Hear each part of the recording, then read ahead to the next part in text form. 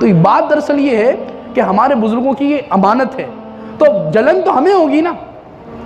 मुल्क जिसका जाएगा, जिसके घर से सामान चोरी होगा, जिसके घर को निशाना बनाया जाएगा, तो तकलीफ तो उसे होगी। और उन मुसलमानों का भी दर्द एक मुसलमान ने महसूस करना है। तो हम इसलिए ऐसे लोगों को मुंतखब करें कि जो पाकिस्तान को उसके असली मंशूर पर लेकर आए।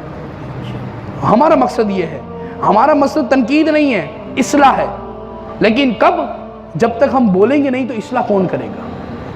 अगर मैं मिनिस्टर से डर जाऊं, मैं डीएसपी से डर जाऊं, मैं सबसे डर जाऊं, तो मैं तबलीग किस पर करूंगा? फिर मैं सिर्फ ये अवाम पर ही तबलीग करने के लिए रह गया।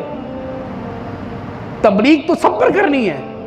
अगर वक्त का हाकिम हो, अगर उसको ज़रूरत है तो उसकी भी इस्लाह की जाए। एक इस तरह का वाक़या भी मौजूद है। एक बुज़ुर्ग थे, इनको एक जगह का काजी मुकर्रर किया गया।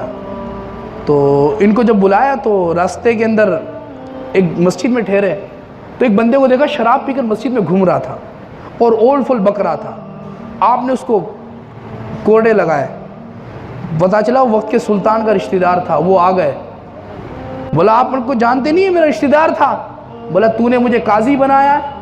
तो बोला फिर मैंने काजी बनकर दिखाया। बोला इस्लाम फिर नहीं कहता रिश्तेदारी क्या होती है। तो ऐसे हुक्मरान भी हैं हमारे पास। तो अल्लाह तबारक व तआला वही मुसलमानों की खोई हुई सल्तनत, ताकत और कुव्वत वापस अता फरमाए।